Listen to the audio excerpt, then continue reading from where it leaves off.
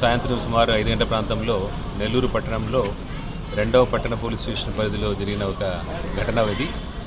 దీని be facts ఏమనగా, ఈ బయట వైపు నుంచి ఒక టూ వీలర్లో 3 వ్యక్తులు కలిసి ఇట్లా వస్తూ ఉంటారు.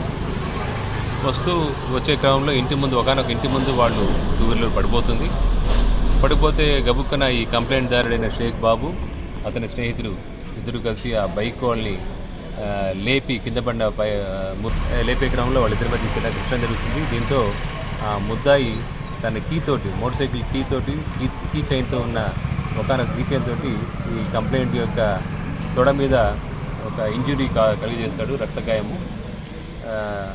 దీన్ని బట్టి చూస్తే ఇక్కడ ఈ కంప్లైంట్ యొక్క వర్షన్ ప్రకారం ఎటువంటి కత్తి యూజ్ చేయబడలేదు, మారణాయుధాలు యూజ్ చేయబడలేదు.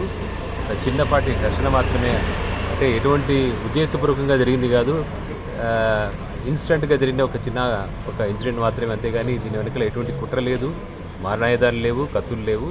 కానీ సోషల్ మీడియాలో ఈ కత్తులతో దాడి జరిగిందని చెప్పేసి దుష్ప్రచారం జరుగుతోంది. దయచేసి ఇటువంటి దుష్ప్రచారాలు నమ్మకూడదని చెప్పేసి మనవి. కేసు దర్యాప్తు చేస్తున్నాము. అందులో 2 ముద్దాయిలు కూడా మా కస్టడీలో ఉన్నారు. కేసు దర్యాప్తు చేస్తున్నాము, వాళ్ళు అరెస్ట్ చేస్తాము. లీగల్గా ఏదైతే ఇన్వెస్టిగేషన్లో అది చేస్తాము. ఇందుమూలంగా నేను చెప్పేదేమంటే, ఈ ఇన్సిడెంట్లో ఎటువంటి కత్తులు యూజ్ చేయబడలేదు, మారణాయుధాలు కూడా యూజ్ చేయబడలేదు.